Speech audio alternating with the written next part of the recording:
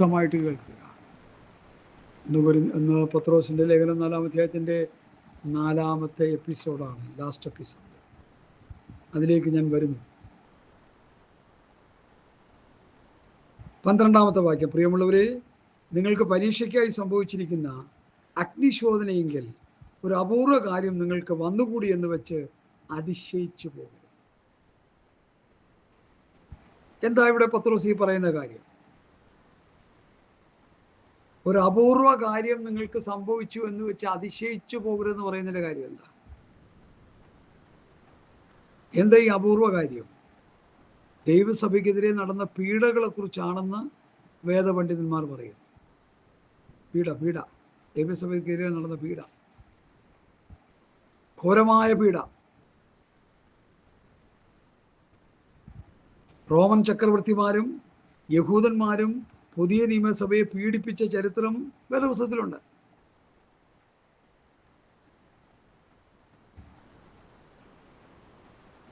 അതിൻ്റെ ശരിയായ യാഥാർത്ഥ്യങ്ങൾ ചരിത്രം എഴുതുന്ന ജോസീഫസും അതുപോലെ ചില ചരിത്രകാരന്മാരുണ്ട്, അവരിൽ നിന്നാണ് നമുക്ക് കിട്ടുന്നത്. ഘോരമായ പീഡകൾ പുതിയ നിയമസഭയ്ക്ക് അവരെ അഴിച്ചുവിട്ടു. പഴയ കത്തോലിക്ക സഭ അഴിച്ചുവിട്ടു. ഇന്ന് ഇവിടുന്ന് പെന്തക്കോസ്തുകാരെ എല്ലാം കൊല്ലാനായിട്ട് ഒരു രാജാവ് ഇങ്ങോട്ട് എഴുന്നേറ്റ് വന്ന പെന്തക്കോസ്തുകാർ ഉണരുമെന്നറിയാം. എല്ലാവരും ഉണരും, ഒരുമാതിരി പെട്ടൊക്കെ ഉണരും. പെന്തക്കോസ്തുകാരെ തല്ലി ഓടിക്കണമെന്ന് റോമൻ സാമ്രാജ്യം വ്യവസ്ഥ കൊടുത്തു, കൽപ്പനയിട്ടു. പലരും ചിതറിപ്പോയി. അപ്പോസ്തലന്മാർ അവിടെ തന്നെ കിടന്നു. അനേക രക്തസാക്ഷികളായി. കോടിക്കണക്കിന് വിശ്വാസികൾ രക്തസാക്ഷികളായെന്നാണ് ചരിത്രം. എനിക്ക് അതിൽ നിന്ന് മനസ്സിലായത്, സ്വർഗത്ത് പോകാനായിട്ട് വിശ്വാസികൾ രൂപപ്പെട്ട് വരണമെങ്കിൽ ശരിയായ പീഡസഭയിലേക്ക് വരണം. പെന്തക്കോസ്തുകാരെ ഓടിച്ചിട്ട് തല്ലണം. ആ അവസ്ഥ വരാൻ പോവുക. വടക്കേന്ത്യയിലേക്കാണ് നടന്നുകൊണ്ടിരിക്കുക. ഞാനും നിങ്ങളുമൊക്കെ തല്ലുകൊണ്ടായിരിക്കും ഒരു പക്ഷേ നിത്യയിലേക്ക് ചേർക്കപ്പെടും, നമുക്കറിയത്തില്ല. ഞാനങ്ങ് പറയുക. രക്തസാക്ഷികളായിട്ട് പോകാൻ വരെ ഒരുങ്ങിക്കോണം വിശ്വാസികൾ. ഒത്തൊരുത്തമായ വിശ്വാസം കൊണ്ട് ഒരിക്കലും നമുക്ക് നിത്യതയിൽ പോകാൻ പറ്റത്തില്ല. ഈ വാക്യം വളരെ ഗാംഭീര്യമുള്ളൊരു വാക്യമാണ്. പ്രിയമുള്ളവരെ, നിങ്ങൾക്ക് പരീക്ഷയ്ക്കായി സംഭവിച്ചിരിക്കുന്ന അഗ്നിശോധനയെങ്കിൽ ഒരു അപൂർവ കാര്യം നിങ്ങൾക്ക് വന്നുകൂടി എത്തിയിട്ട് അതിശയിച്ചു പോകരുത്. 1-ാം നൂറ്റാണ്ടിലെ സഭയിലെ പാസ്റ്റർമാരെ റോമൻ സാമ്രാജ്യം കൊന്നൊടുക്കി, യഹൂദന്മാർ കൊന്നൊടുക്കി. അങ്ങനെ സഭയിലുള്ള പ്രധാന വ്യക്തികളെ കൊന്നതായിരിക്കാം എന്ന് ഈ വാക്യത്തിൽ നിന്നുകൊണ്ട് വേദപണ്ഡിതന്മാർ പറയുന്നു. ഒരുപക്ഷെ ശരിയായിരിക്കാം, സാധ്യതയുണ്ട്. അങ്ങനെ പീഡയേറ്റുകൊണ്ടിരിക്കുന്ന, അഗ്നിക്കിരയായിക്കൊണ്ടിരിക്കുന്ന, റോമൻ സാമ്രാജ്യത്തിൻ്റെ വാളിനിരയായിക്കൊണ്ടിരിക്കുന്ന വിശ്വാസികളെയും ശുശ്രൂഷകന്മാരെയും ബലപ്പെടുത്തുവാൻ വേണ്ടി ആത്മനിയോഗത്താൽ പൗലോസ് എഴുതുന്ന വേദഭാഗമാണ് 1 പത്രോസ് 4:12 മുതലുള്ള വാക്യങ്ങൾ. പല കാര്യങ്ങൾ പറഞ്ഞു വന്നിട്ട് രക്തസാക്ഷികളാകാൻ വരെയും ധൈര്യപ്പെടുത്തുകയാണ് അവരെ. അഗ്നിശോധനയെങ്കിൽ ഒരു അപൂർവ കാര്യം നിങ്ങൾക്ക് വന്നുകൂടി എന്ന് വെച്ച് അതിശയിച്ചു പോകരുത്. ക്രിസ്തുവിൻ്റെ കഷ്ടങ്ങൾക്ക് പങ്കുള്ളവരാകും തോറും സന്തോഷിച്ചു കൊള്ളുവീൻ. അങ്ങനെ നിങ്ങൾ അവൻ്റെ തേജസ്സിൻ്റെ പ്രത്യക്ഷതയിൽ ഉല്ലസിച്ചാനന്ദിപ്പാനിടവരും. നിങ്ങളൊരു രക്തസാക്ഷിയായി മരിക്കേണ്ടി വന്നാലും കർത്താവിൻ്റെ പ്രത്യക്ഷതയിൽ നിങ്ങൾക്ക് ഉല്ലസിച്ചാനന്ദിപ്പാൻ ഇടവരുന്നൊരവസ്ഥയുണ്ടെന്ന് പത്രോസ് ആധികാരികമായി ഇവിടെ പറയുകയാണ്. 13-ാം വാക്യത്തിൽ ക്രിസ്തുവിൻ്റെ കഷ്ടങ്ങൾക്ക് പങ്കുള്ളവരാകും തോറും നിങ്ങൾ സന്തോഷിച്ചുകൊണ്ടിരുന്നോ, അവൻ്റെ പ്രത്യക്ഷതയിൽ ഉല്ലസിച്ചാനന്ദിക്കാനിടവരും. ഈ ഉല്ലസിച്ചാനന്ദിക്കുന്ന എവിടെയാണ്? ഇന്ത്യൻ ടീം ജയിച്ചു എന്ന് കേട്ടപ്പോൾ, വനിതാ ടീം ജയിച്ചു എന്ന് കേട്ടപ്പോൾ ഇവിടെ ഒരുത്തനും ഒരു സ്വസ്ഥത ഉണ്ടായില്ല. എല്ലാം കിടന്ന് ചാടുകയായിരുന്നു. പെന്തക്കോസ്തുകാർ നിലത്തിയിരിക്കുന്നില്ല. എന്ത് കണ്ടുകൊണ്ടാണോ? ലോകമനുഷ്യൻ പിന്നെ ഉല്ലസിച്ച് ആനന്ദിക്കുകയാണ്. ഇന്ത്യൻ ക്രിക്കറ്റ് ടീം ജയിക്കുമ്പോൾ, ജെൻസിൻ്റെ ലേഡീസിൻ്റെ ഒക്കെ ടീം ജയിക്കുമ്പോൾ, കബഡി ജയിക്കുമ്പോൾ, ആ വള്ളംകളി ജയിക്കുമ്പോൾ ആ ആനന്ദ ഉല്ലസിച്ച് ആനന്ദിക്കുക എന്ന് പറഞ്ഞ അമ്പലപ്പറമ്പുകളിൽ കുട്ടികളെ ഉല്ലസിച്ച് ആനന്ദിക്കും കണ്ടിട്ടില്ലേ? സന്തോഷിച്ച് ആനന്ദിക്കുന്ന അവസ്ഥകൾ. നമ്മുടെ രാജ്യം ജയിച്ചു, നമ്മുടെ ടീം ജയിച്ചു, ഉല്ലസിച്ച് ആനന്ദിക്കുക. ആ പദം തന്നെ ഇവിടെ കൊടുത്തിരിക്കുന്നത്. ഇന്ന് ക്രിസ്തുവിന് വേണ്ടി രക്തസാക്ഷികളാകുന്നവർ, അല്ലെങ്കിൽ ക്രിസ്തുവിന് വേണ്ടി കഷ്ടം അനുഭവിക്കുന്നവർ, ക്രിസ്തുവിന് വേണ്ടി പീഡ അനുഭവിക്കുന്നവർ, അവന്റെ പ്രത്യക്ഷതയിൽ നിങ്ങൾ ഉല്ലസിച്ച് ആനന്ദിക്കുവാനിട വരും. നമ്മളെപ്പോലെ വായി നോക്കി കിടക്കുന്നവൻ എന്നെ ഉല്ലസിച്ച് ആനന്ദിക്കാനാ? ഒന്ന് ഊതുമ്പോൾ 4 കരണം അറിയുന്നവൻ എന്നാ ഉല്ലസിച്ച് ആനന്ദിക്കാനാ? ഹല്ലേലൂയ, സ്തോത്രം. ഊതിയിട്ട് ഉന്തിയിട്ട് കുരപ്പിച്ച് ചിരിപ്പിച്ച് ഛർദിപ്പിച്ച് ഇല്ലാത്ത കോനാമ്പുച്ചി മുഴുവൻ കാണിക്കുന്നവൻ എല്ലാം ഉല്ലസിച്ച് ആനന്ദിക്കാനാ? നരക കുഴി പോയി വീഴാനിടയായിത്തീരും. സാത്താനും അവൻ്റെ സന്തതികൾക്ക് ഒരുക്കിയിരിക്കുന്ന നിത്യാഗ്നിയിലേക്ക് പോകും അവരൊക്കെ. ക്രിസ്തുവിന് വേണ്ടി കഷ്ടം സഹിക്കുന്നവരുടെ കാര്യം ഇവിടെ പറയുന്നത്, ക്രിസ്തുവിന് വേണ്ടി പീഡ അനുഭവിക്കുന്നവരുടെ കാര്യം ഇവിടെ പറയുന്നത്, ഭൗതികമായ നേട്ടങ്ങൾ ക്രിസ്തുവിന് വേണ്ടി ക്രിസ്തു നിമിത്തം നഷ്ടപ്പെടുത്തിയവരുടെ കാര്യം ഇവിടെ പറയുന്നത്, സ്വർഗത്തിൽ നിലനിൽക്കുന്ന ഉത്തമ സമ്പത്തുണ്ടെന്നറിഞ്ഞ് സമ്പത്തുകൾ അപകാരം സന്തോഷത്തോടെ സഹിച്ചവരുടെ കാര്യത്തെക്കുറിച്ച് അവിടെ പറയുന്നത്. എബ്രായലേഖനം 11-ാം അധ്യായത്തിൽ ഒരു ഗ്രൂപ്പിനെ കുറിച്ച് ഇവിടെ പറയുന്നുണ്ട്. എബ്രായലേഖനം 11-ാം അധ്യായത്തിൽ, ഞാനത് വേണമെങ്കിൽ നിങ്ങളെ ഒന്ന് വായിച്ച് കേൾപ്പിക്കാനായിട്ട് ശ്രമിക്കാം. Hallelujah, hallelujah. വിശ്വാസത്താൽ അവർ രാജ്യങ്ങളെ അടക്കി, നീതി നടത്തി, വാഗ്ദത്തം പ്രാപിച്ചു, സിംഹങ്ങളുടെ വായടച്ചു, തീയുടെ ബലം കെടുത്തു, വാളിന്റെ വായ്ക്ക് തെറ്റി, ബലഹീനത ശക്തി പ്രാപിച്ചു, യുദ്ധത്തിൽ വീരന്മാരായി തീർന്നു. പീഡ അനുഭവിച്ചവർ, സിംഹങ്ങളുടെ വായിൽ പെട്ടുപോയവരുണ്ട്. ഇവിടെ നമുക്ക് ജയിച്ചവരുടെ കാര്യത്തെക്കുറിച്ചാണ് പറയുന്നതെന്ന് നമുക്ക് വേണമെങ്കിൽ അതിൽ ചിന്തിക്കാം. വിശ്വാസമുള്ള രാജ്യങ്ങളെ ഇടയ്ക്ക് നീതി നടത്തി, വാഗ്ദത്തം പ്രാപിച്ചു, സിംഹങ്ങളുടെ വായടച്ചു, തീയുടെ ബലം കെടുത്തി, വാളിന്റെ വായ്ക്ക് തെറ്റി, ബലഹീനത ശക്തി പ്രാപിച്ചു, യുദ്ധങ്ങൾ വീരന്മാരായി തീർന്നു, അന്യന്യങ്ങളുടെ സൈന്യം ഓടിച്ചു. എന്നാൽ ഇത് ഓപ്പോസിറ്റായിട്ട് ചിന്തിച്ചേ. വിശ്വാസത്താൽ അവരെന്ത് ചെയ്തു? വാഗ്ദത്തം പ്രാപിച്ചില്ല. വാഗ്ദത്ത വൃത്തി പ്രാപിക്കാനായിട്ട് ഒരു കർത്താവിൻ്റെ ഒരലിൽ നടക്കത്തുള്ളൂ. സിംഹങ്ങളുടെ വായടയ്ക്കുന്നതിന് സിംഹങ്ങളുടെ വായിപ്പെട്ടവരുണ്ട്. തീയുടെ ബലം കെടുത്തുന്നതിന് മുമ്പ് തീയിൽ ചെന്ന് വീണവരുണ്ട്. ഇവിടെ വിശ്വാസത്തിന് വേണ്ടി നിലനിന്ന ഒരു വിശ്വാസ വീരന്മാരുടെ ഒരു പട്ടികയാണ്. എന്നാൽ പുതിയ നിയമ ചരിത്രം എടുത്ത് പഠിക്കുമ്പോൾ തീ വിഴുങ്ങിയവരാ. ശദ്രക്ക് മേശക്ക് അബേദ്നെഗോവിനെ തീയിൽ നിന്ന് രക്ഷപ്പെടുത്തിയ ദൈവത്തെ നമുക്ക് കാണാൻ കഴിയും. അതാണ് ഇപ്പോൾ അത് പ്രസംഗിച്ചുകൊണ്ടിരിക്കുന്നത്. നല്ല കാര്യമാണ്. അത് തീ വിഴുങ്ങിയവരുടെ ചരിത്രമുണ്ട്, മൃഗങ്ങൾ വിഴുങ്ങിയവരുടെ ചരിത്രമുണ്ട്, മൃഗങ്ങൾ കടിച്ച് കീറി തിന്നവരുടെ ചരിത്രമുണ്ട്, ജീവനോടെ മണ്ണിൽ കുടിച്ചുകൂടിയവരുടെ ചരിത്രമുണ്ട്. പുതിയ നിയമസഭയുടെ ചരിത്രം എടുത്ത് പഠിച്ചാൽ ഘോരമായ പീഡകൾ അനുഭവിച്ച് ഈ ലോകത്തിൽ നിന്ന് മാറ്റപ്പെട്ടവരുടെ ചരിത്രങ്ങളുണ്ട്. അത് നമ്മൾ പഠിക്കണം. അതാർക്കും പഠിക്കാൻ നേരമില്ല. രക്തസാക്ഷികളുടെ ഒരു ചരിത്രമുണ്ട്. ഞാനത് പഠിച്ചുകൊണ്ടിരിക്കുക. പഠിച്ചിട്ട് പ്രസംഗിക്കാനായിട്ട് എൻ്റെ മനസ്സിൽ ഹേമമുണ്ട്. ഹല്ലേലൂയ. ഇന്ന് വിശ്വാസമില്ല, പ്രത്യാശയില്ല, സന്തോഷമില്ല, സമാധാനമില്ലാതെ ചുമ്മാ ദുരുപദേശത്തിൽ അടിമപ്പെട്ട് കിടക്കുന്നവർക്ക് എന്നെ പീഡ വരാനാ? പീഡ വരുന്നതിന് മുമ്പ് അവർ തള്ളിപ്പറഞ്ഞ് അവർ നരകത്തിൽ പോവും. ക്രിസ്തുവിൽ വിശ്വസിച്ചൊരു കുടുംബത്തെ ജീവനോട് കുഴിച്ചു മൂടിയ ചരിത്രം ഞാൻ കേട്ടിട്ടുണ്ട്. അപ്പനും അമ്മയോടും പറഞ്ഞു, നിങ്ങളുടെ കുഞ്ഞുങ്ങളെയും നിങ്ങളെയും രക്ഷിക്കാം, അല്ലെങ്കിൽ ഈ കുഴിയിൽ മണ്ണിട്ട് നിങ്ങളെ 4 പേരെ മൂടാൻ പോവുകയാണ്. ക്രിസ്തുവിനെ തള്ളിപ്പറയാൻ പറഞ്ഞു. അവരില്ല. ആ സഹോദരി പറഞ്ഞ് തള്ളിക്കളയില്ല. ഭർത്താവ് പറഞ്ഞു, കുഞ്ഞുങ്ങളെ ഓർത്ത് നമുക്ക് തള്ളിപ്പറയാം. ഭീരുവായൊരു ഭർത്താവിനെ എനിക്ക് വേണ്ട, നമുക്ക് 4 പേർക്കും മരിച്ച് നിത്യതയിൽ പോകാം എന്ന് പറഞ്ഞവർ ആ ശിക്ഷ ഏറ്റുവാങ്ങി മണ്ണിട്ട് മൂടാൻ ജീവനോട് കുഴിച്ചു മൂടി.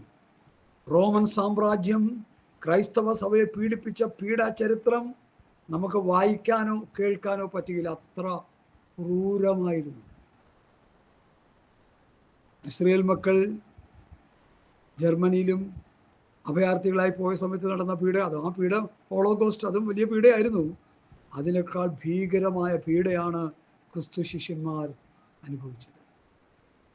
നാളെ ഒരുപക്ഷെ ഞാനും നിങ്ങളും അത് അനുഭവിക്കില്ല എന്നുള്ളതിന് എന്താണ് ഉറപ്പ്? ഞാൻ ഇന്ന് മുതലേ പ്രാർത്ഥിക്കുക, അങ്ങനെ ഒരു പീഡ വന്നാൽ ക്രിസ്തുവിനെ തള്ളിപ്പറയാതെ മരിക്കാനുള്ള കൃപ എനിക്ക് തരണം കർത്താവേ എന്ന് ഞാൻ പ്രാർത്ഥിക്കുക. നമുക്ക് ഓരോരുത്തർക്കും പ്രാർത്ഥിക്കാം. ഗവൺമെൻറ്റുകൾ മാറി മാറി വന്നുകൊണ്ടിരിക്കുക. നമ്മൾ ഉദ്ദേശിക്കുന്ന പോലെയൊന്നും ഗവൺമെൻറ് ആയിരിക്കത്തില്ല നമ്മളെ ഭരിക്കാൻ വരുന്നത്. എന്നെ നിങ്ങളെ ഉണർത്താൻ വേണ്ടി പീഡിപ്പിക്കുന്ന ഒരു ഗവൺമെൻറ് ഭരണം ഏറ്റെടുത്താൽ നമ്മുടെ അവസ്ഥ എന്താ? ഇത് കേട്ടുകൊണ്ടിരിക്കുന്ന നിങ്ങളുടെ എൻ്റെ അവസ്ഥ എന്താ? വിശ്വാസത്തിന് വേണ്ടി ഒരു ചെറുവിരൽ അനക്കാൻ നമുക്ക് പറ്റുമോ? ഇങ്ങോട്ട് പിടിയിടാന്ന് പറയുമ്പോൾ ഓടി രക്ഷപ്പെടുന്ന വിശ്വാസികളായിട്ട് നമ്മൾ തീരുവോ? ഞാൻ പ്രാർത്ഥിക്കുന്നതാണ്, എന്നെ സുവിശേഷ നിമിത്തം കൊല്ലേണ്ടി വന്നാലും മരിക്കാൻ തയ്യാറായിട്ട് ഏൽപ്പിച്ചു കൊടുക്കാനുള്ള ഒരു കൃപ എനിക്ക് തരണേ. കർത്താവ് കൃപ തരാതെ തറ്റത്തില്ല. അതിന് ഞാൻ എത്ര വലിയ ധൈര്യം പറഞ്ഞാലും ഒന്നും നടക്കില്ല. കർത്താവ് കൃപ തരണം. ആ കൃപ തരണേന്ന് ഞാൻ പ്രാർത്ഥിച്ചുകൊണ്ടിരിക്കുന്നു. രക്തസാക്ഷിയാകേണ്ടി വന്നാൽ സന്തോഷത്തോടെ രക്തസാക്ഷി മരണം മരിക്കുവാൻ വലിയ പ്രതിഫലമുള്ള മരണമാണ്. കോടിക്കണക്കിന് വിശ്വാസികൾ രക്തസാക്ഷികളായ ചരിത്രത്തെ എടുത്താണ് പത്രോസ് ഇവിടെ ഉദ്ധരിക്കുന്നതെന്നാണ് ഞാൻ മുൻ പറഞ്ഞല്ലോ. വേദപണ്ഡിതന്മാർ ഈ വാക്യത്തെ സ്വത്രം കാണുന്നത്. ക്രിസ്തുവിൻ്റെ ഘട്ടങ്ങൾക്ക് പങ്കുള്ളവരും തോറും സന്തോഷിച്ചുകൊള്ളുവിൻ. അങ്ങനെ നിങ്ങൾ അവൻ്റെ തേജസ്സിൻ്റെ പ്രത്യക്ഷതയിൽ ഉല്ലസിച്ചാനന്ദിപ്പാനിട വരും. ക്രിസ്തുവിൻ്റെ നാമഹേതുവായി നിന്ന് സഹിക്കേണ്ടി വന്നാൽ നിങ്ങൾ ഭാഗ്യവാന്മാർ. മഹത്വത്തിൻ്റെ ആത്മാവായ ദൈവാത്മാവ് നിങ്ങളുടെ മേൽ ആവസിക്കുന്നുവല്ലോ. ആത്മാവ് ആവസിക്കുന്നുണ്ടോ? ദൈവാത്മാവ് നമ്മുടെ മേൽ ആവസിക്കുന്നുണ്ടോ? അതോ ദുഷ്ടപിശാചാണോ ആവസിക്കുന്നത്? ഞങ്ങൾ ദൈവത്തിൽ നിന്നുള്ളവരാകുന്നു, ദൈവത്തിൽ നിന്നുള്ളവൻ ഞങ്ങളുടെ വാക്ക് കേൾക്കുന്നു. യോഹന്നാൻ 4:6. ഞങ്ങൾ ദൈവത്തിൽ നിന്നുള്ളവരാകുന്നു, ദൈവത്തിൽ നിന്നുള്ളവൻ ഞങ്ങളുടെ വാക്ക് കേൾക്കുന്നു. ദൈവത്തിൽ നിന്നല്ലാത്തവൻ ഞങ്ങളുടെ വാക്ക് കേൾക്കുന്നില്ല. സത്യത്തിൻ്റെ ആത്മാവ് ഏതെന്നും വഞ്ചനയുടെ ആത്മാവ് ഏതെന്നും ഇതിനാൽ അറിയാം. അപ്പോസ്തലന്മാരുടെ ഉപദേശം കേൾക്കാതെ പോയാൽ നമ്മൾ ദൈവത്തിൻ്റെ ആത്മാവുള്ളവരല്ല, വഞ്ചനയുടെ ആത്മാവാണെന്നാ യോഹന്നാൻ അപ്പോസ്തലൻ 1 യോഹന്നാൻ 4:6 എഴുതി വച്ചിരിക്കുന്നത്. അതുകൊണ്ട് അപ്പോസ്തലന്മാരുടെ ഉപദേശം കേട്ടോണം. അപ്പോസ്തലന്മാരുടെ ഉപദേശം കേട്ട് കൂട്ടായ്മ അരച്ച് അപ്പം തുറുക്കി പ്രാർത്ഥന കഴിച്ച് ദൈവമക്കളെല്ലാം മുമ്പോട്ട് പൊക്കോണം. നിത്യത പ്രാപിക്കാൻ അതേ ഉള്ളൂ ഏക വഴി. കള്ളപ്രവാചകന്മാരും ദുരുപദേഷ്ടന്മാരും പറയുന്ന ഭൗതിക അനുഗ്രഹത്തിൻ്റെ മോഹന വാഗ്ദാനങ്ങളിൽ ആരും കുടുങ്ങി പോകരുത്. ക്രിസ്തുവിനോടുള്ള ഏകാഗ്രതയും നിർമ്മലതയും വിട്ട് നിങ്ങളുടെ ഹൃദയം വഷളാകരുത്. ഹല്ലേലൂയ. നമ്മളെ മോഹിപ്പിക്കുന്ന പലതും ഈ ലോകത്തിലുണ്ട്. മോഹം ഗർഭം ധരിച്ച് പാപത്തെ പ്രസവിക്കുന്നു, പാപം കൊടുത്തിട്ട് മരണത്തെ പെറുന്നു. ഹല്ലേലൂയ. അപ്പം മഹത്വത്തിൻ്റെ ആത്മാവായ ദൈവാത്മാവ് നിങ്ങളുടെ മേൽ ആവസിക്കുന്നുവല്ലോ. നിങ്ങളിൽ ആരും കൊലപാതകനോ കള്ളനോ ദുഷ്പ്രവൃത്തിക്കാരനായിട്ടല്ല കഷ്ടം സഹിക്കേണ്ടത്. പരകാര്യത്തിൽ ഇടപെടുന്നതുമായിട്ടല്ല കഷ്ടം സഹിക്കേണ്ടത്. ക്രിസ്ത്യാനിയായിട്ട് കഷ്ടം സഹിക്കേണ്ടി വന്നാലോ ലജ്ജിക്കരുത്. ക്രിസ്ത്യാനിയായിട്ടെന്ന് പറഞ്ഞാൽ ക്രിസ്തുവിനെ അനുഗമിക്കുന്നത് നിമിത്തം കഷ്ടം സഹിക്കണം നമ്മൾ. അല്ലാതെ കുരുത്തക്കേട് കൊണ്ട് കിടന്ന് കഷ്ടം അനുഭവിക്കുന്ന പെന്തക്കോസുകാരെ കൊണ്ട് നിറഞ്ഞു കിടക്കുക. ഇന്ന് കയ്യിരിപ്പുണ്ടാ കഷ്ടം അനുഭവിക്കുന്നത്. ക്രിസ്തു നിമിത്തമല്ല. ഏറെ വായിക്കുകയില്ല, വേദോത്വം വായിക്കുകയില്ല, പ്രാർത്ഥിക്കുകയില്ല, വിശുദ്ധ ജീവിതം നയിക്കുകയില്ല, ഒരു പ്രത്യാശയില്ലാതെ പിശാചിട്ട് സിക്സർ അടിക്കുക. ആ കഷ്ടതയിൽ നിന്ന് അനുഭവിക്കുന്ന നല്ലൊരു പങ്ക്. ഞാനെങ്ങനെയാ പറയുന്നേ? എനിക്ക് ഇഷ്ടപ്പെട്ടാലും ഇഷ്ടപ്പെട്ടില്ലേ. ഇവിടെ പത്രോസ് പറയുന്നത് ശ്രദ്ധിക്കേ. ആരും കൊലപാതകനോ, കൊലപാതകം എന്ന് പറഞ്ഞാൽ ആരാ? സഹോദരനെ പയക്കുന്നതും കൊലപാതകൻ. സഹോദരനുമായിട്ട് കൂട്ടായ്മ കൂടാൻ പറ്റാത്ത അവസ്ഥയിൽ വേർപിരിഞ്ഞ് കഴിയുന്നുണ്ടാകാം. ഓക്കെ, കുഴപ്പമില്ല. പകപാടില്ല. പകയില്ലാത്ത ബന്ധക്കോസ് ആരാ ഉള്ളത്? ബന്ധക്കാരോടും ബന്ധുമിത്രാദികളോടും പകയും വിദ്വേഷം വെച്ചുകൊണ്ടിരിക്കുന്ന ഗുണം പിടിക്കാത്ത ബന്ധക്കോസുകാർ കുമിഞ്ഞു കൂടിക്കിടക്കുക. ഇന്ന് എനിക്കാരോടും പകയില്ല. ഇടയ്ക്കൊരു സഹോദരന് ഇച്ചിരി പ്രയാസം ഉണ്ടായി, വീട്ടിൽ ചെന്ന് ഞാൻ ക്ഷമയാനം ചെയ്യുന്നു. എനിക്ക് ചെയ്യണമെന്ന് മനസ്സിൽ തോന്നി. കാരണം എനിക്ക് സ്വർഗത്ത് പോകണം. 2 പ്രാവശ്യം പോയി. 1 പ്രാവശ്യം പോയിട്ട് കണ്ടില്ല. ആദ്യത്തെ പ്രാവശ്യം പോയപ്പോൾ പുള്ളി പറഞ്ഞു കുഴപ്പമില്ല, നമ്മൾ എന്തെങ്കിലും പ്രയാസം ഉണ്ടെങ്കിൽ പാസ്റ്റർ അങ്ങോട്ട് ക്ഷമിച്ചോളാം. പിന്നെ വിളിച്ച് പറയുക വീട്ടിൽ വന്ന് ഞാൻ ഉള്ളപ്പോൾ തന്നെ പറയണമെന്ന്. എന്നാ പറഞ്ഞേക്കാന്ന് കരുതി. കാരണം എന്താ? ഒരു അശുദ്ധമായും നമ്മുടെ അവസ്ഥയിൽ ഒന്നും അശുദ്ധമായ ഒരു ജീവിത രീതികൾ നമ്മളിൽ വേണ്ട. പിണങ്ങിയിരിക്കുന്നത് അശുദ്ധമാണ്, അത് പകയാ. സഹോദരനെ പകയ്ക്കുന്നതും കൊലപാതകനും കള്ളൻ, വചനം അനുസരിക്കാത്തവൻ കള്ളൻ. യോഹന്നാൻ അപ്പോസ്തലൻ പറയുന്നുണ്ടെന്നതേ. അവനെ അറിഞ്ഞിരിക്കുന്നു എന്ന് പറയുകയും 1 യോഹന്നാൻ 2:4 അവനെ അറിഞ്ഞിരിക്കുന്നു എന്ന് പറയുകയും അവൻ്റെ കൽപ്പനകളെ പ്രമാണിക്കാതിരിക്കുകയും ചെയ്യുന്നവൻ കള്ളനാകുന്നു, സത്യവനില്ല. 3 കള്ളന്മാരുണ്ട് ഇതിൽ. 1 യോഹന്നാൻ 2:4-22, 1 യോഹന്നാൻ 4:20. 3 കള്ളന്മാരെ യോഹന്നാൻ ഇവിടെ എടുത്ത് പറയുന്നു. ഹല്ലേലൂയ. അപ്പൊ കൊലപാതകനാകാൻ പാടില്ല. കൊലപാതകൻ ആരാ? അതും പറയാം. ഹല്ലേലൂയ. സഹോദരനെ സ്നേഹിക്കാത്തവൻ പറഞ്ഞു സഹോദരനെ പായിക്കുന്നവൻ കൊലപാതകനാകുന്നു. 1 യോഹന്നാൻ 3:15. യാതൊരു കൊലപാതകന്റെ ഉള്ളിൽ നിത്യജീവൻ ഇല്ല, വസിച്ചിരിപ്പില്ല എന്ന് ഞങ്ങൾ അറിയുന്നു. അപ്പോൾ കൊലപാതകൻ, സഹോദരനെ പായിക്കുന്നവൻ കൊലപാതകൻ, കൽപ്പന അനുസരിക്കാത്തവൻ. 1 യോഹന്നാൻ 2:4 അവനെ അറിഞ്ഞിരിക്കുന്നു എന്ന് പറയുക, അവൻ്റെ കൽപ്പനകൾ പ്രമാണിക്കാതിരിക്കുകയും ചെയ്യുന്നവൻ കള്ളനാകുന്നു. പത്രോസ് എന്താ പറയുന്നത്? കൊലപാതകനോ കള്ളനോ ദുഷ്പ്രവൃത്തിക്കാരനോ. ദുഷ്പ്രവൃത്തി, ദൈവത്തിന് ഹിതമല്ലാത്ത പ്രവൃത്തികളിൽ മുഴുവൻ ദുഷ്പ്രവൃത്തിയാണ്. ദുഷ്പ്രവൃത്തിക്കാരനായിട്ടല്ല കഷ്ടം സഹിക്കേണ്ടത്, പരകാര്യത്തിൽ ഇടപെടുന്നതിനായിട്ടുമല്ല കഷ്ടം സഹിക്കേണ്ടത്. വഴിയെ പോകുന്ന നായയുടെ ചെവിയെ പിടിക്കുന്ന പോലെയാ പരകാര്യത്തിൽ ഇടപെടുന്നത്. എനിക്ക് പണ്ടൊരു സഹോദരൻ അറിയാം, ഒരാൾക്കൊരു ബുദ്ധിമുട്ട് വന്നപ്പോൾ സഹോദരൻ സഹായിച്ചു. വേറൊരാളുടെ കയ്യിൽ നിന്ന് പണം മേടിച്ച് പുള്ളിയെ സഹായിച്ചു. ആ പണം കൊടുത്ത ആള് ആവശ്യം വന്നപ്പോൾ സഹായിക്കാൻ പറ്റാത്ത അവസ്ഥയായി. അപ്പോൾ പരകാര്യത്തിൽ ഇടപെടുന്ന നിമിത്തം കഷ്ടം സഹിക്കുക, കിടന്ന് ചക്ര ശ്വാസം വലിക്കുക. അനുഭവിച്ച കഷ്ടതയ്ക്ക് കയ്യും കണക്കില്ല. ഇന്നത്തെ പെന്തക്കോസ്ത് സമൂഹം കഷ്ടത അനുഭവിക്കുന്നത് മുഴുവൻ കൊലപാതകനോ കള്ളനോ ദുഷ്പ്രവൃത്തിക്കാരനോ പരകാര്യത്തിൽ ഇടപെടുന്നതിനുമായിട്ടാണ്. നമ്മൾ അങ്ങനെ ആകരുത്. എൻ്റെ ഈ വചനം കേൾക്കുന്ന നിങ്ങളാരും അങ്ങനെ ആകരുത്. നിങ്ങളാരും അങ്ങനെ ആകരുത്. ഹല്ലേലൂയ. പരകാര്യത്തിൽ ഇടപെടുന്നതുമായിട്ടുള്ള കഷ്ടം സഹിക്കേണ്ടത്. ക്രിസ്ത്യാനിയായിട്ട് കഷ്ടം സഹിക്കേണ്ടി വന്നാലോ ലജ്ജിക്കരുത്. കർത്താവിൽ പ്രതി കഷ്ടം അനുഭവിക്കേണ്ടി വന്നാൽ ലജ്ജിക്കരുത്. നല്ല ശമ്പളവും നല്ല ജോലിയൊക്കെ കളഞ്ഞിട്ട് വന്നു കിടന്ന് കഷ്ടത അനുഭവിക്കുമ്പോൾ അത് കഷ്ടത തന്നെയാ, സംശയമില്ല. അവിടെ ദീർഘക്ഷമയോടെ ജീവിക്കുക. അല്ലാന്താ? ഹല്ലേലൂയ. സ്തോത്രം.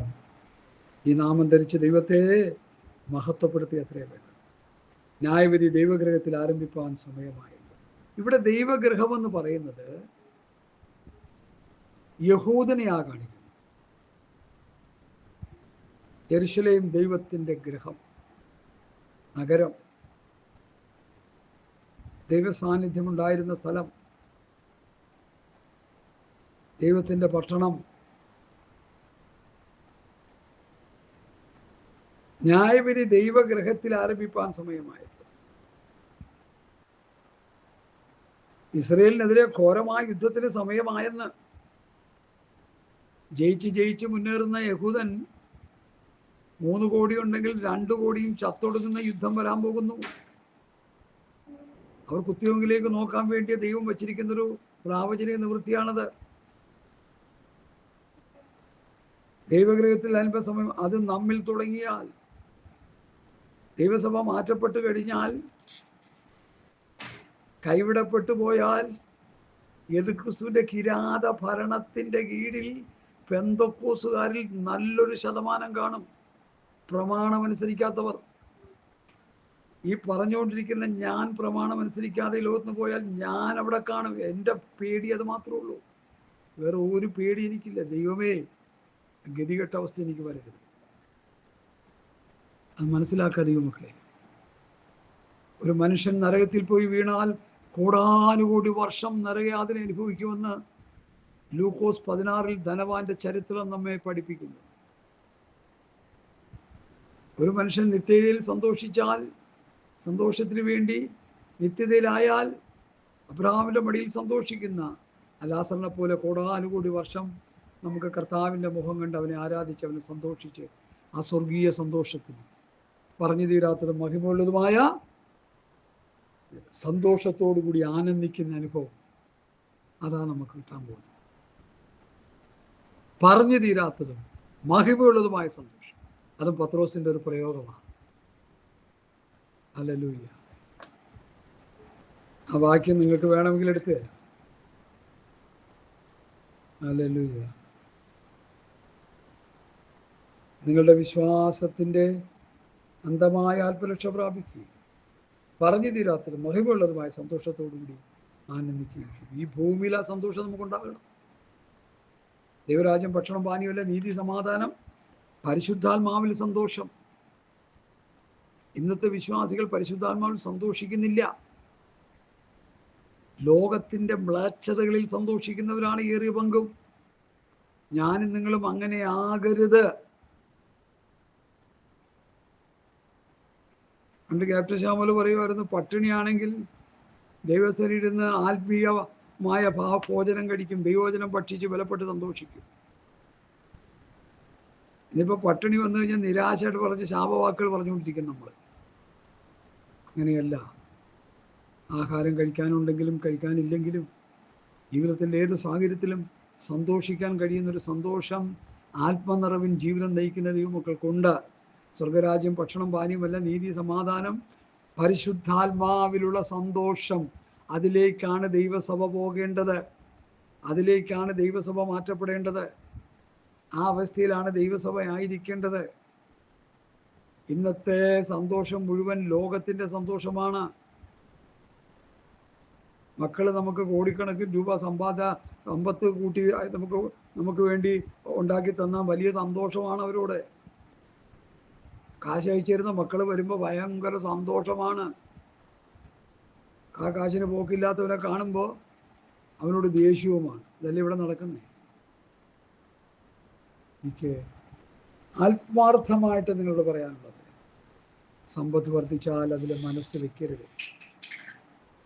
ഭൗതിക അനുഗ്രഹങ്ങളല്ല. സമ്പത്ത് വർദ്ധിക്കുമ്പോൾ നമ്മൾ ദൈവത്തിൽ നിന്ന് അകന്നു പോകത്തേ ഉള്ളൂ. ഈ വെള്ളം കുടിക്കുന്നവരെല്ലാം പിന്നെയും ദാഹിക്കും. ലോകത്തിലെ ഭൗതികം വന്നു കയറുമ്പോൾ ദാഹം കൂടും, പ്രാപിച്ചുകൊണ്ടിരിക്കും പിന്നെയും. സക്കായിയാണ് ഞാൻ ഏറ്റവും ഉദാഹരണമായിട്ട് എടുത്തു പറയുന്നത്. യേശുക്രിസ്തുവിൻ്റെ സാന്നിധ്യം അനുഭവിച്ചപ്പോൾ സക്കായി പകുതി ദരിദ്രർക്ക് കൊടുത്തു, ചതിവായി വാങ്ങിയത് 4 മടങ്ങ് കൊടുത്തു. സക്കായി ക്ലീൻ ഷോട്ടായി. ഇത് എത്ര പേര് ചെയ്യാൻ അതിനുള്ള മനസ്സുണ്ട്?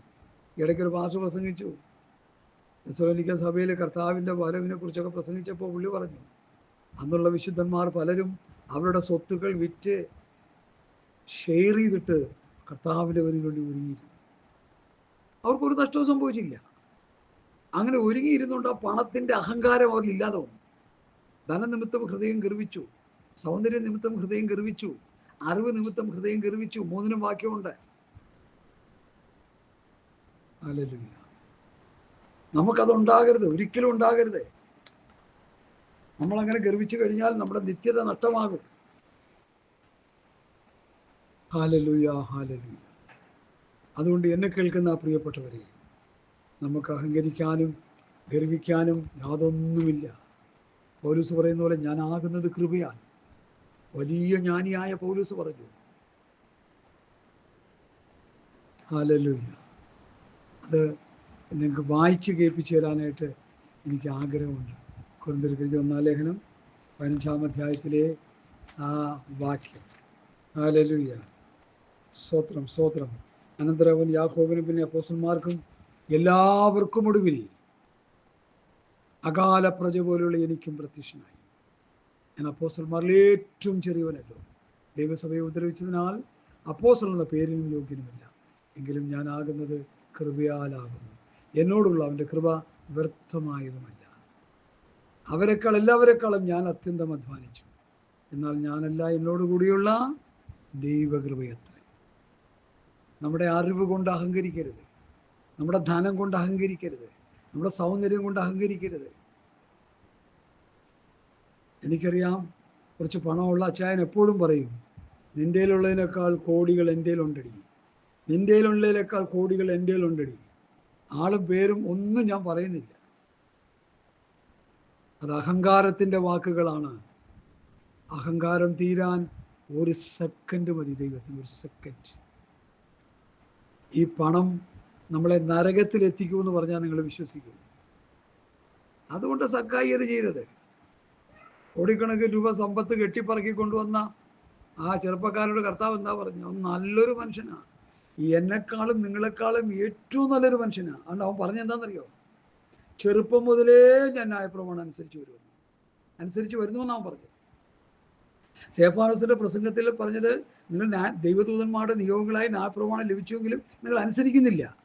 കർത്താവ് യഹൂദന്മാരോട് പറഞ്ഞു, നിങ്ങൾക്ക് ന്യായപ്രമാണം ലഭിച്ചെങ്കിൽ നിങ്ങൾ അനുസരിക്കുന്നില്ല. എന്നാൽ ഇവിടെ ഒരു ചെറുപ്പക്കാരൻ പറഞ്ഞു, നല്ലൊരു മനുഷ്യൻ പറഞ്ഞു, ഞാൻ ചെറുപ്പം മുതലേ അത് അനുസരിച്ച് വരുന്നു. പക്ഷെ ഒരു കുറവുണ്ടായിരുന്നു. എന്താ കുറവ്? കോടിക്കണക്കിന് സ്വത്ത് അവൻ കൊണ്ടുവരുന്നു. അതിനെക്കുറിച്ച് പല അഭിപ്രായങ്ങൾ പറയുന്നുണ്ട്. പക്ഷെ ഞാൻ പറയുന്നത്, ഇതിൻ്റെ നിക്ഷേപമുള്ളിടത്ത് ഇതിൻ്റെ ഹൃദയം. അതാണ് ആ കർത്താവ് പറയുന്നത്. നമ്മൾ ഒത്തിരി കോരി വെച്ച് കഴിയുമ്പോൾ പിന്നെ അതിൻ്റെ പുറകെ നമ്മുടെ ചിന്ത പോകും. അത് ഉറപ്പാണെന്നേ, ആരെന്തൊക്കെ പറഞ്ഞാലും. സമ്പത്ത് വർദ്ധിക്കുമ്പോൾ ദൈവം ചോർന്നു പോകും, അഹങ്കാരം കൂടും, നിഗളം കൂടും. മനസ്സിലായില്ലേ? പണ്ട് കഷ്ടപ്പെട്ട് ജീവിച്ച കാര്യമൊക്കെ അങ്ങ് മറന്നു. തിന്നാനും കുടിക്കാനില്ലാതെ 4 രൂപ ശമ്പളം മേടിച്ച കാര്യമൊക്കെ അങ്ങ് മറന്നു. ഇപ്പോൾ കോടികളുടെ കണക്ക് പറഞ്ഞുകൊണ്ടിരിക്കുക. പിന്നെ വല്ല ക്ഷമയുണ്ടോ? സ്നേഹമുണ്ടോ? സഹിഷ്ണുതയുണ്ടോ? ആത്മാർത്ഥതയുണ്ടോ? അഹങ്കാരത്തിൻ്റെ മൂർത്തീഭാവമായിട്ട് അനേകര് ജീവിക്കും. എനിക്ക് ഒത്തിരി പേരെ അറിയാം. ധനം നിമിത്തം ഹൃദയം ഗർവിച്ചു, സൗന്ദര്യ നിമിത്തം ഹൃദയം ഗർവിച്ചു, അറിവ് നിമിത്തം ചീർക്കുന്നു. നമുക്കാർക്കും അതുണ്ടാകരുത് പ്രിയമുള്ളവരെ. ഞാൻ എൻ്റെ വാക്കുകളെ ഉപസംഹരിക്കുക. നമുക്കാർക്കും അതുണ്ടാകരുത്. നമ്മളെല്ലാവരും എന്തൊക്കെ ഉണ്ടെന്ന് പറഞ്ഞാലും ഇതൊന്നും നമ്മൾ കൊണ്ടുപോകത്തില്ല. ഉണ്മാനും ഉടുപ്പാനും ഉണ്ടെങ്കിൽ മതിയെന്ന് വിചാരിക്കുക. ധനികന്മാരാകാൻ ആഗ്രഹിക്കുന്നവർ പരീക്ഷയിലും കണിയിലും കുടുങ്ങുകയും മനുഷ്യർ സംഹാരനാശങ്ങളിൽ മുങ്ങിപ്പോകാൻ ഇടവരുന്ന മൗഢ്യവും ദോഷകരമായ പല മോഹങ്ങൾക്കും ഇരയായി തീർന്നുകൊണ്ടിരിക്കുന്നത് കണ്ടുകൊണ്ടിരിക്കുക.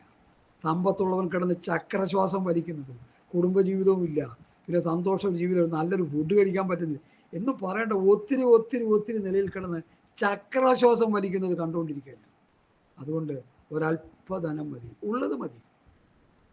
മാർത്താ മറിയ എന്ത് ചെയ്തു? അല്പമേ വേണ്ടൂ, ഉള്ളത് മതി. മറിയ നല്ല അംശം തിരഞ്ഞെടുത്തിരിക്കുന്നു. എന്താ ഈ നല്ല അംശം?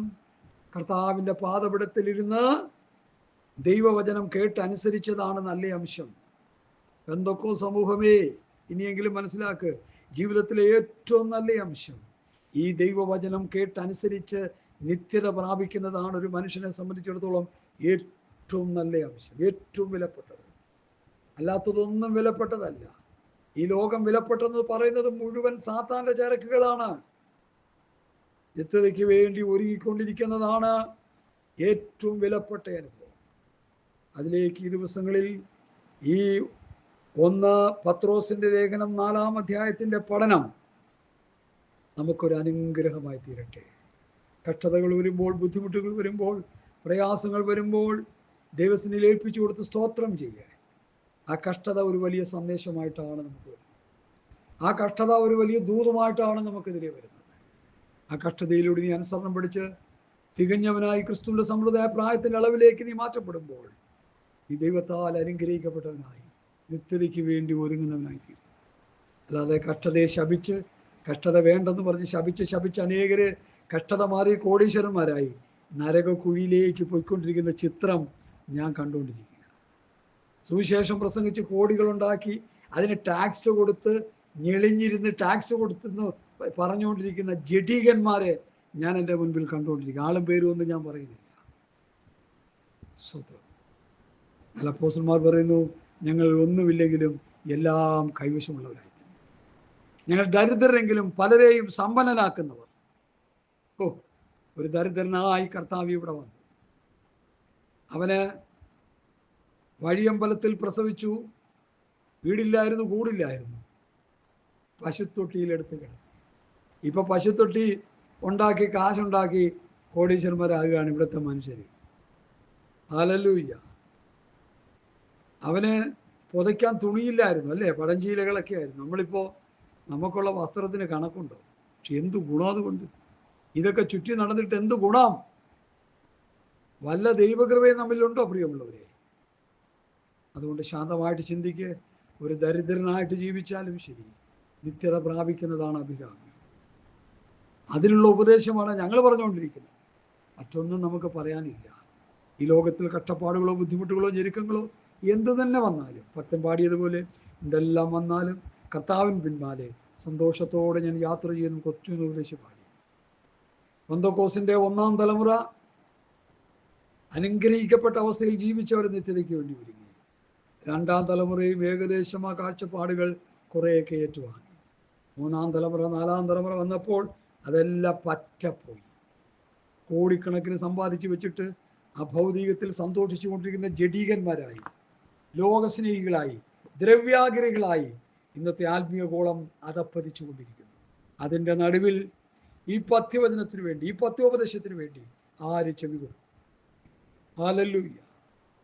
അപ്പോസ്തലന്മാരും പ്രവാചകന്മാരും സുവിശേഷകന്മാരും ഇടയന്മാരും തന്നിരിക്കുന്ന ഈ പഥ്യവചനം, പഥ്യോപദേശം, കർത്താവ് തൻ്റെ അപ്പോസ്തലന്മാരും വിശുദ്ധ പ്രവാചകന്മാരും തന്നിരിക്കുന്ന ഈ വചനങ്ങളെ മുറുകെ പിടിച്ചുകൊണ്ട് നിത്യതയ്ക്ക് വേണ്ടി ഒരുങ്ങുവാൻ പത്രോസിൻ്റെ 1-ാം ലേഖനം 4-ാം അധ്യായത്തിൻ്റെ പഠനം ഏറ്റവും അനുഗ്രഹമായി തീരട്ടെ എന്നുള്ള ആത്മാർത്ഥമായ പ്രാർത്ഥനയോടെ ഞാൻ എൻ്റെ വാക്കുകളെ ചുരുക്കുന്നു. കർത്താവ് അനുഗ്രഹങ്ങളാൽ നമ്മെ അനുഗ്രഹിക്കട്ടെ. ആമേൻ, ആമേൻ, ആമേൻ, ആമേൻ, ആമേൻ, ആമേൻ, ആമേൻ. നല്ല ദൈവമേ, സ്വർഗീയ പിതാവേ, ഞങ്ങൾക്ക് തന്ന നല്ല വചനത്തിനായി സ്തോത്രം. ഇന്ന് പകൽക്കാലം ഞങ്ങൾക്ക് ഈ വചനത്തിൽ നിന്ന് ധ്യാനിക്കാനിടയായി. പത്രോസ് ഞങ്ങളെ ഒത്തിരി കാര്യങ്ങളെ പഠിപ്പിച്ചു. പത്രോസിൻ്റെ ലേഖനത്തിൽ നിങ്ങൾ ഒത്തിരി കാര്യങ്ങളെ ഗ്രഹിക്കാനിടയായി. ഒക്കെ ഞങ്ങളുടെ ജീവിതത്തിൽ അനുഗ്രഹമായി തീരട്ടെ. നിത്യതയ്ക്ക് വേണ്ടി ഒരുങ്ങുവാൻ, ദൈവരാജ്യത്തിന് വേണ്ടി ഒരുങ്ങുവാൻ, ഏത് പരിശോധനകളിലും ഏത് കഷ്ടതകളിലും ധൈര്യമായി നിലകൊള്ളുവാനുള്ള ദൈവകൃപ, ആത്മശക്തി, അതിനുള്ള ആത്മീക ദർശനം, അതിനുള്ള പരിശുദ്ധാത്മാവിൻ്റെ നിറവ്, അതിനുള്ള കൃപ തന്ന് ഞങ്ങളെ നടത്തിയാൽ വചനത്തിന് മുമ്പാകെ അടിയനെ സമർപ്പിക്കുന്നു. വചനം കേട്ടവരെ സമർപ്പിക്കുന്നു. വാട്സപ്പ്, ടെലഗ്രാം, യൂട്യൂബ് എന്നിലൂടെ കേൾക്കുന്ന എല്ലാവരെയും സമർപ്പിക്കുന്നു. കർത്താവിനവന് വേണ്ടി ഒരുങ്ങി നിൽക്കുവാൻ ഈ പ്രബോധനങ്ങൾ, ഈ ഉപദേശങ്ങൾ മുഖാന്തരമായി ഭവിക്കട്ടെ. യേശുവിൻ നാമത്തിൽ പ്രാർത്ഥിക്കുന്നു. പ്രാർത്ഥന കേൾക്കണം നല്ല പിതാവേ. കർത്താവിൻ്റെ പ്രാർത്ഥനയുടേതായി സ്തോത്രം ചെയ്യാം. സ്തോത്രം, സ്തോത്രം, സ്തോത്രം, സ്തോത്രം, സ്തോത്രം. പിതാവാം ദൈവത്തിൻ്റെ സ്നേഹവും യേശുക്രിസ്തുവിൻ്റെ കൃപയും നമ്മെ ആശ്വസിപ്പിച്ച് വളരുന്ന പരിശുദ്ധാത്മാവിൻ്റെ സംസർഗം, കാവലും കൂട്ടായ്മയും നമ്മോട്, നാം പ്രാർത്ഥിച്ച വിഷയങ്ങളോട്, ഭൂലോകത്തുള്ള സകല വിശുദ്ധന്മാരോട് കർത്താവിൻ്റെ വരുവരെന്നേക്കും ഉണ്ടായിരിക്കുമാറാകട്ടെ. യേശുക്രിസ്തു മുഖാന്തരം ജയം തന്ന ദൈവത്തിന് സ്തോത്രം.